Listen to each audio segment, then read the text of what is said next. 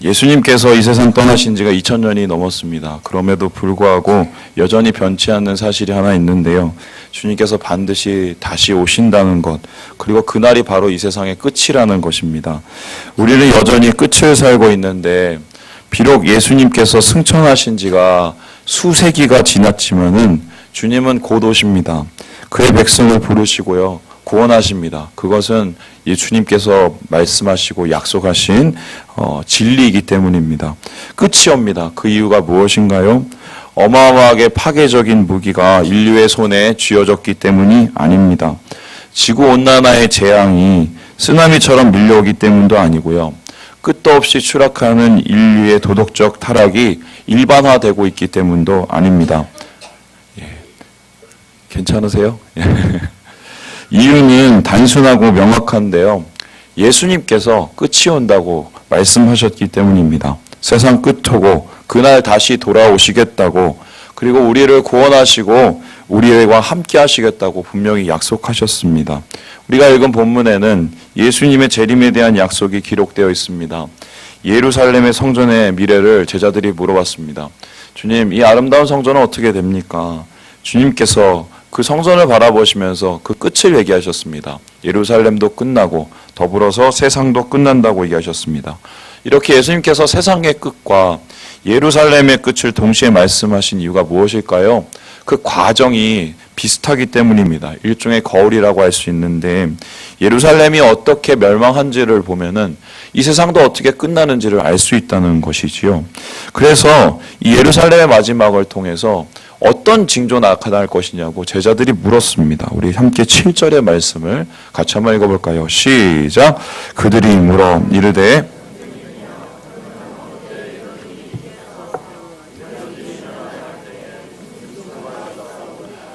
우리가 어떻게 압니까? 무슨 일이 일어나는데요? 그날의 징조를 물었습니다. 예수님은 이 질문에 대해서 끝을 나타내는, 끝을 알리는 세 가지 징조를 말씀하셨는데요. 바로 미혹과 재난과 박해입니다. 먼저 끝날에는 미혹이 밀려옵니다.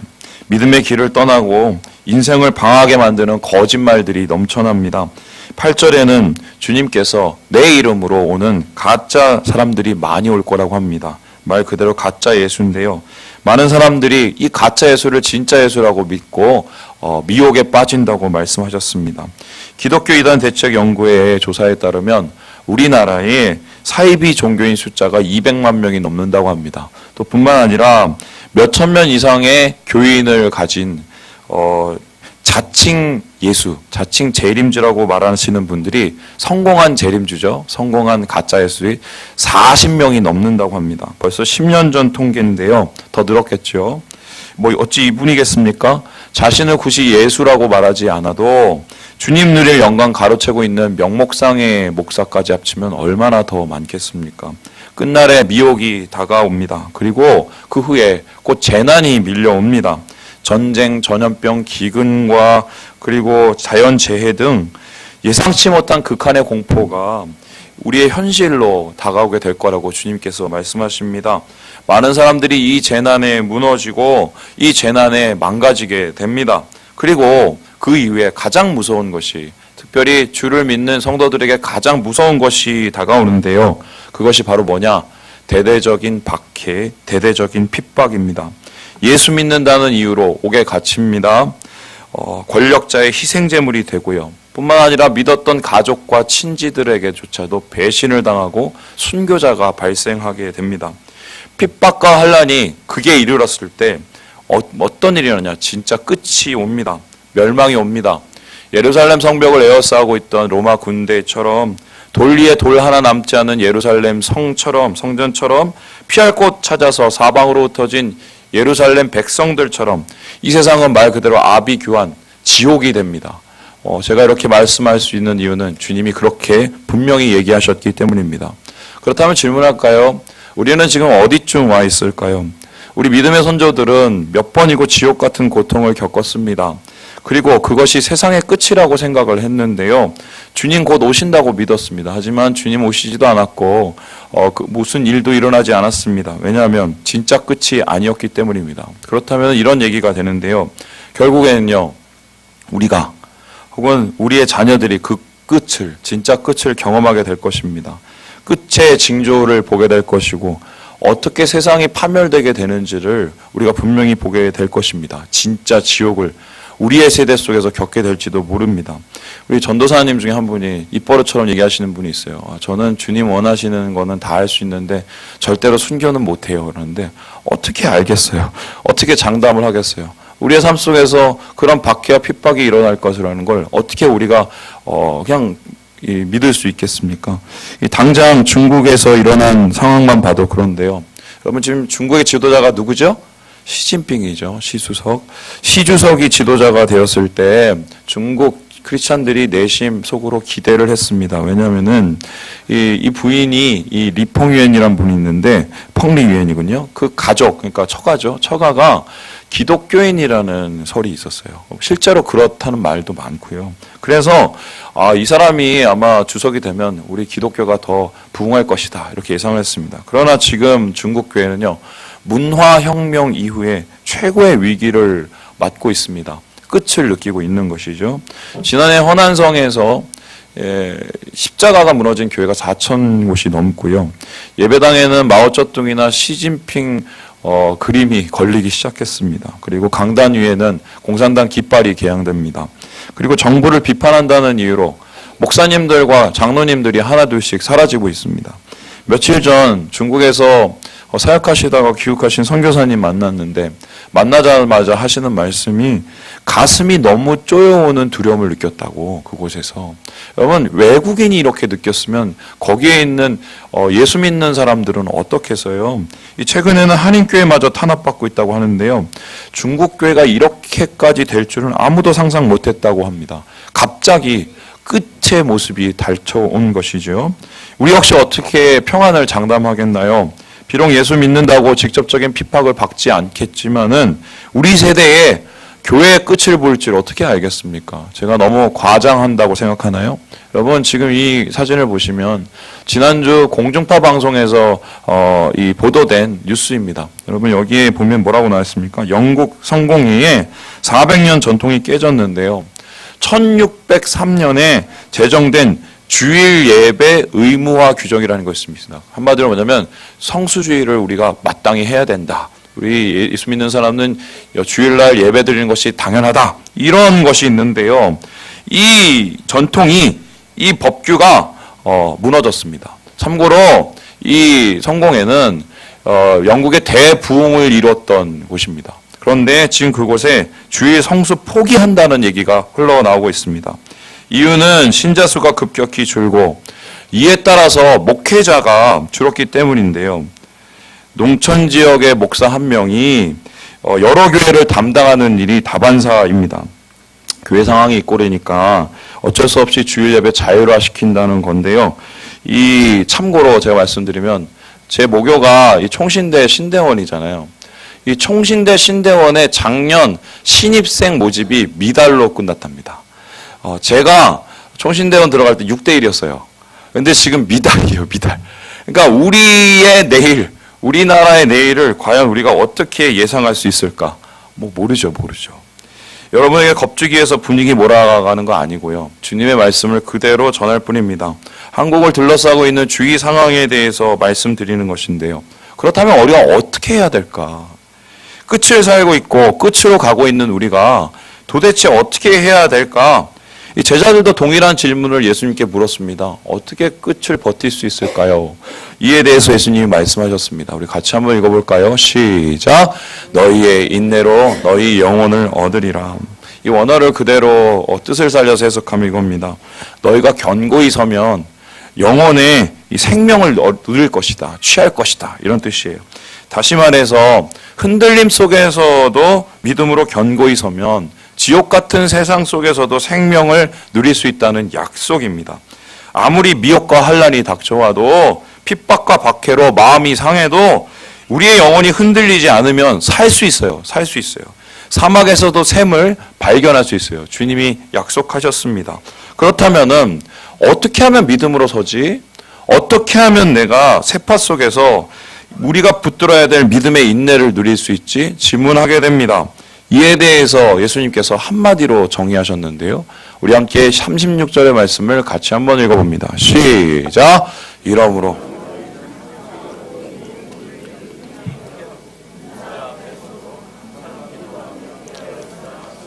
어떻게 해야 된다고요?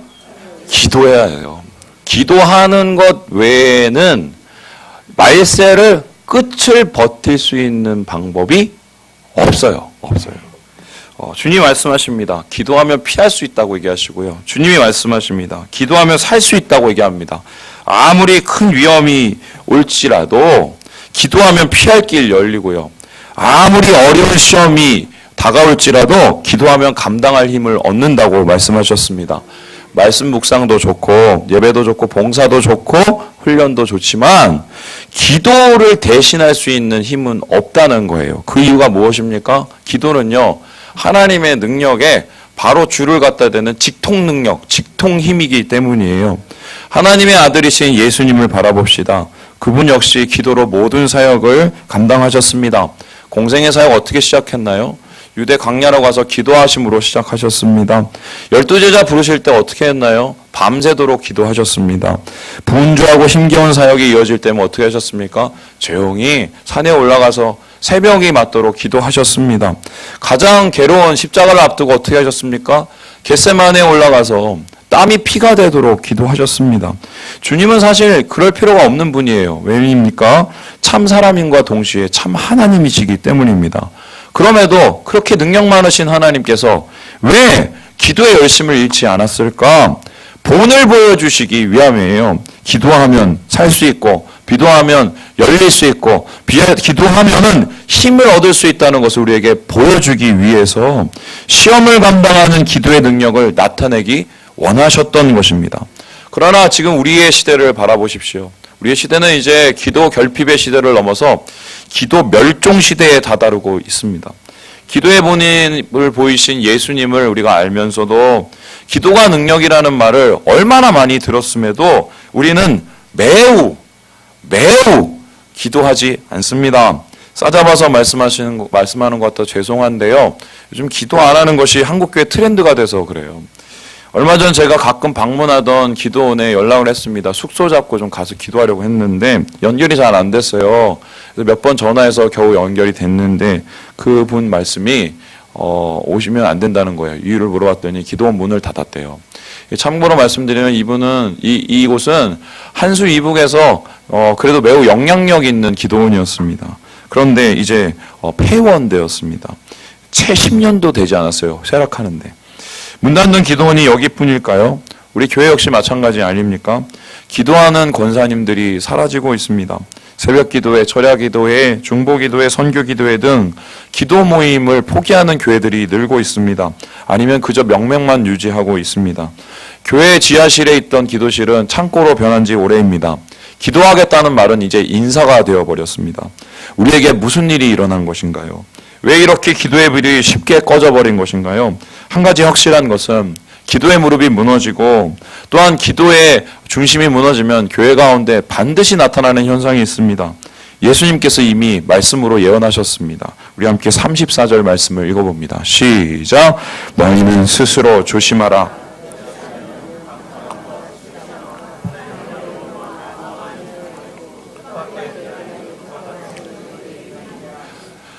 기도 안 하면 덫이 우리에게 놓여진다. 그 덫이 뭐예요? 올무죠. 우리의 발을 얽어매는 옴짝달싹 못하게 만든 삶의 올무 말입니다.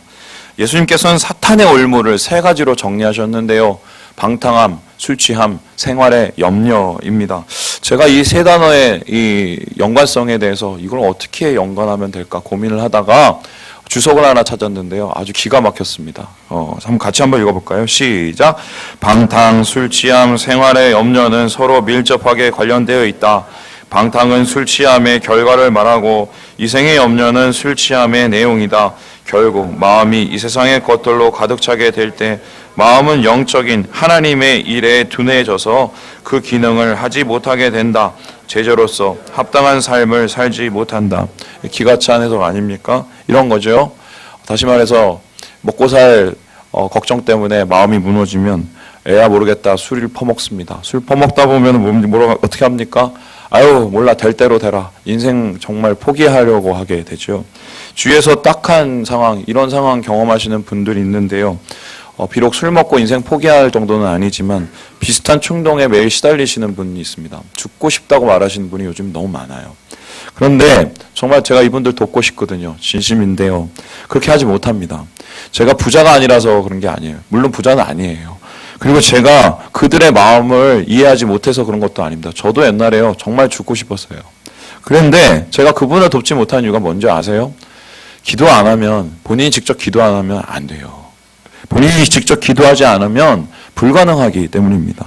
그분들을 돕기 위해서 제가 할 수 있는 최선이라는 것은 올무에서 벗어날 수 있도록 다시 기도할 수 있도록 기도해 드리는 것 뿐이에요. 그리고 하나님께서 기회 주셔서 그분들 귀가 열릴 때 진심으로 권면하는 것 뿐입니다.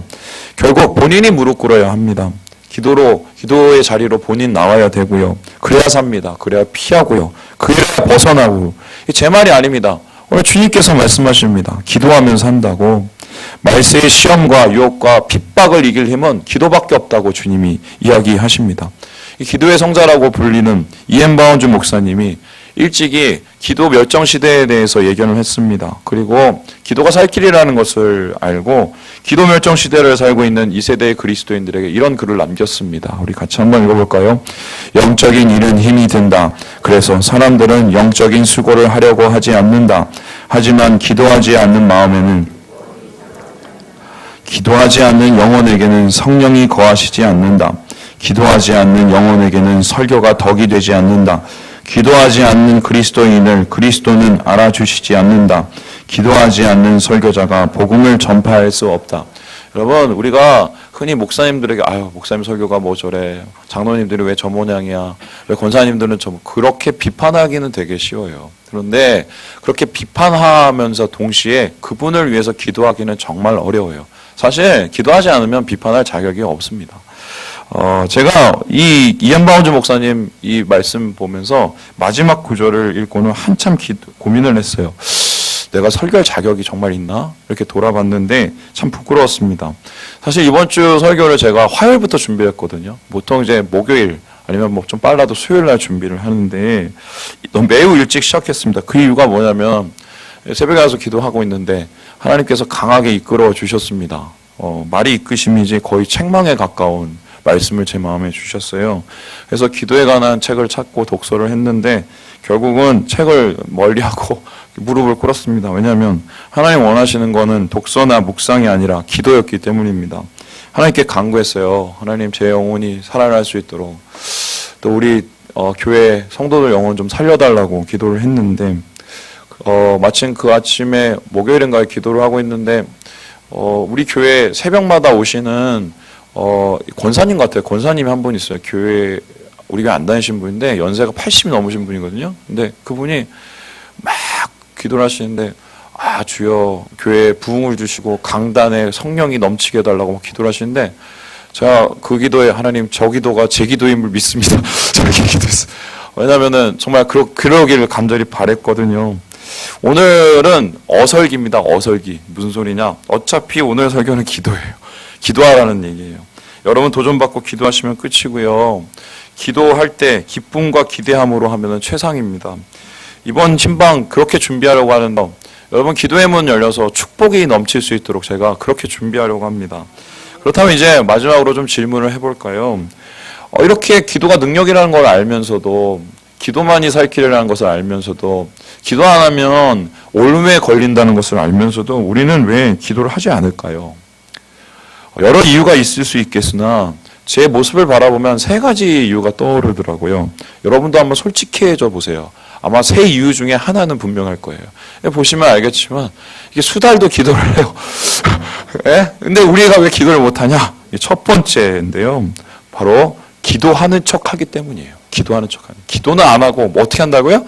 기도하는 척만 합니다. 이 무슨 소리냐? 기도의 개념이 잘못되었습니다. 기도의 개념이 최근에 와서 너무 넓어져 버린 거예요. 기도하세요? 기도하죠. 어떻게 해요? 삶으로요. 기도는 대화잖아요. 이렇게 얘기를 합니다. 삶 속에서 주님과 대화한다고 말합니다. 하지만 그거는 정확하게 기도가 아닙니다. 기도를 가장한 생각일 수 있어요. 기도는 생각으로 하는 게 아니라 무릎으로 합니다. 말로 하는 게 아니라 중심으로 합니다. 중심과 무릎으로 하는 기도는 반드시 필요한 게 있는데요. 골방이에요, 골방. 바로 주님께서는 제자들에게 그래서 이렇게 말씀하셨습니다. 우리 같이 읽어볼까요? 시작. 너는 기도할 때에 내 골방에 들어가 문을 닫고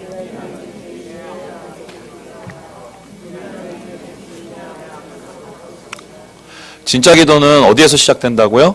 골방에서 시작됩니다. 나의 중심이 있고 무릎이 있기 때문에. 목사님, 저는 무릎 수술 받아서 무릎을 못 꿇어요. 목사님, 저희 집 단칸방이에요. 골방은 그냥 아무것도 없어요. 이렇게 염려하실 분인데 걱정하지 마세요. 여기서 말하는 골방이라는 것은 그런 시간과 공간의 개념이 아니라 하나님 앞에 전적으로 드리는 그때 우리의 그 시간을 말합니다. 주님께만 나아가는 시간, 새벽이든 밤이든 상관없고요. 교회든 집이든 상관없습니다. 중요한 거는 하나님 앞에 생각이 아니라 진짜 기도하는 거예요. 소리를 내어서 진심된 고백을 하나님 앞에 시간을 드리는 것, 그게 중요합니다. 목사님, 제가 얼마나 바쁜지 아세요? 제가 아침부터 저녁까지 얼마나 제가 그런 줄 아세요? 이렇게 얘기하시는 분인데요. 거짓말하지 마세요. 스마트폰, TV, 게임, 여러분 거기에 여러분 시간 얼마나 쏟고 계십니까? 바쁠수록 기도해야 됩니다. 왠지 아세요?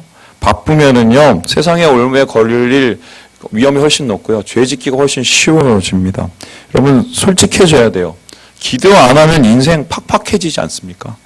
잠을 청해도 깊이 못 자고 일을 멈춰도 불안합니다. 기도하는 척하면 안 돼요. 기도는 생각이 아니라 우리가 하나님 앞에 드리는 골방이며 진짜 시간을 드려야 된다는 거예요. 두 번째로 우리가 기도하지 않는 이유가 뭘까? 우리 한번 같이 읽어볼까요? 시작. 기도해봤자라고 생각하기 때문이다. 기도하는 척할 뿐만 아니라 우리는 기도해봤는데 기도해봤자야 라고 생각하기 때문입니다. 과거에 기도했는데 뭐 그렇게 안 됐고, 기도하려고 몇 번 노력했는데 내가 의지가 너무 약해서 하나님 앞에 기도를 하고 오히려 죄만 생기고 부끄러워진다는 거예요. 그래서 기도해봤자 안 된다는 거예요. 한마디로 표현하면 무력한 신앙인이죠. 이분들이 무력해진 이유가 무엇인 줄 압니까? 한마디로 제가 답을 내릴 수 있는데요. 믿음이 없어서 그런 거예요. 믿음이 없어서. 주님의 약속을 믿지 않기 때문입니다. 우리 요한복음 14장 말씀 읽어봅니다. 시작. 내가 진실로 너희에게 이르노니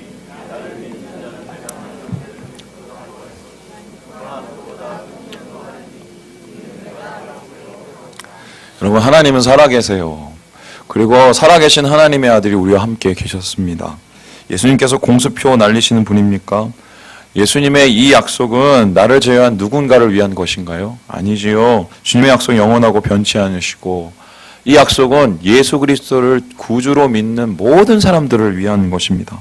기도는 이 말씀 위에 세워집니다. 주님 믿고 주님 앞에 나가면은 주님이 나를 위해서 큰 일을 하시는구나. 이 약속 믿고 기도하는 것, 이게 진짜 기도고 무기력으로부터 벗어나는 길입니다. 내게도 동일하게 일들이 이루어지고 있다는 것을 믿고 기도하는 것입니다. 이유는 간단한데요. 하나님이 여러분을 한 명 한 명을 사랑하기 때문입니다. 여러분 잘나서 능력 많아서 기도 들으시는 건 아닙니다. 그러시려면 여러분 구원 안 하셨습니다. 저 능력 많고 자격 많은 많은 사람들, 저를 제외한 많은 사람들이 많아요. 그분들 구원하셨을 것입니다. 왜 우리 하나님께서 기도를 들으십니까? 우리를 구원하셨습니까? 있는 모습 그대로 우리 사랑하셨기 때문 아닌가요? 여러분을, 나를, 우리를 긍휼히 여기시기 때문에 우리 기도를 들으시는 것입니다. 물론 여러분이 원하시고 바라는 기도 제목대로 안 될 수 있어요. 그러나 걱정하지 마세요. 더 좋은 거 주십니다. 주님이 이렇게 약속하셨어요. 악한 자라도 자식에게 좋은 거를 주는데 하물며 하늘에 계신 우리 아버지가 구하는 자에게 좋은 것 주시지 않겠냐고. 주님 분명히 약속하셨어요. 이거 믿으면 기도할 수 있습니다. 그래서 기도하면 낭망을 이길 수 있다는 거예요. 마지막으로 우리가 기도하지 않는 이유는 무엇일까? 우리 같이 한번 읽어볼까요? 시작. 기도할 수 있다고 자신하기 때문에. 이게 뭔 소린가? 기도하는 척 생각이 아니지요. 기도해봤자 우리가 믿어야 되죠. 기도할 수 있다고 자신한다. 이게 무슨 뜻인가? 다시 말해서 주제 파악이 덜 됐기 때문에 기도를 안 한다는 것입니다. 여러분, 제가 단언코 얘기하는데 처음부터 기도 잘하시는 분은 있을까요, 없을까요? 없어요. 목사님, 전 기도 진짜 못하겠어요. 저는 기도를 못하는 사람인가 봐요. 그게 당연한 말이에요. 예? 여러분 기도에 뭐 열심을 내고 정말 기도의 성자라고 하시는 분들조차도 처음에는 다 그랬어요. 다. 만일에 저는 기도하는데 막 잘 되는데요. 처음부터 잘 이거 이렇게 계시는 분은요. 거짓말하는 거예요. 거짓말. 새빨간 거짓말이에요. 기도 생활 게을리하거나 거의 하지 않고 멀리하면서도 내가 옛날에 기도했는데 다시 기도하면 그거 못하겠어 하시는 분들요. 이분들 자신 속이고 있는 겁니다. 왜냐하면요. 성경이 그렇게 얘기하지 않고 있어요. 우리 함께 로마서 3장 말씀 같이 한번 읽어볼까요? 시작. 기록된 바 의인은 없나니 하나도 없으며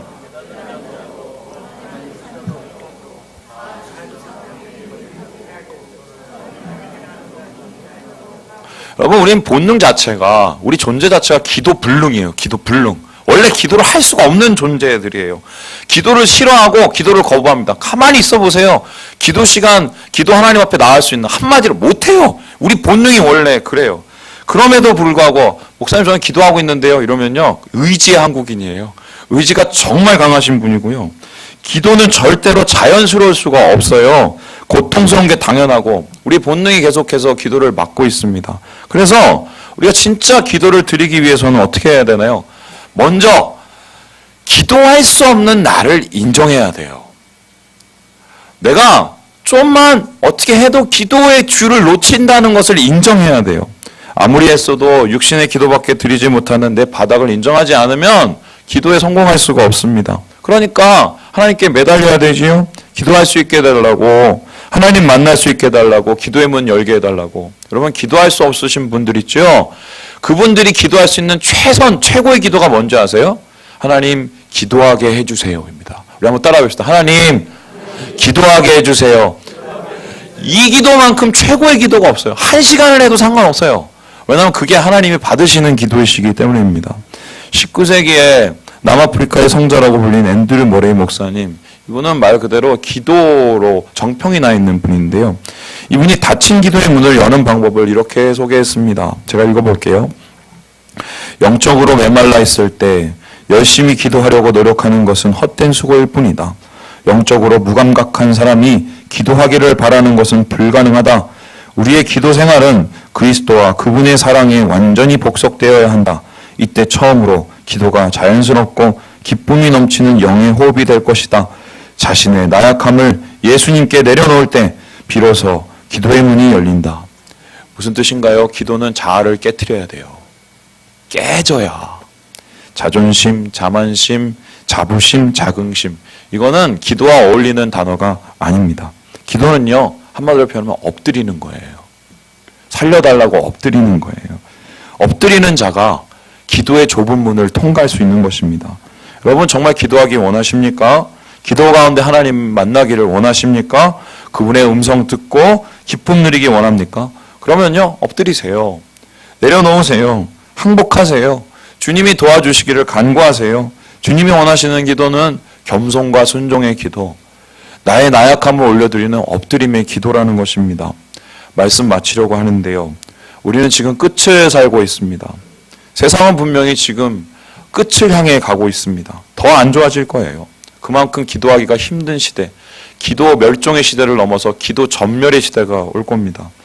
우리를 세상의 올무로 몰아넣는 수많은 위협들과 유혹들이 넘쳐날 것입니다. 그러나 걱정하지 마세요. 기도하면 됩니다. 기도하면 삽니다. 피할 수 있고요. 능력 얻습니다. 살아계신 주님께서 약속하셨습니다. 그리고 우리 주님은 기도하기 원하는 자를, 기도하려고 몸부림치는 자를, 믿음으로 엎드리는 자를 절대로 외면치 않으세요. 우리의 기도를 도우시고 우리를 위해서 간구하십니다. 오늘 설교 제목이 뭐죠? 기도 리셋. 우리가 다시 기도를 시작해야 될 때 주님이 그렇게 부르십니다. 다시 기도의 자리로 돌아오셔서 이 능력을 회복하시고 하나님의 기도로, 능력으로 사시는 사랑하는 3일 가족 되시기를 주님의 이름으로 축원합니다. 기도하겠습니다.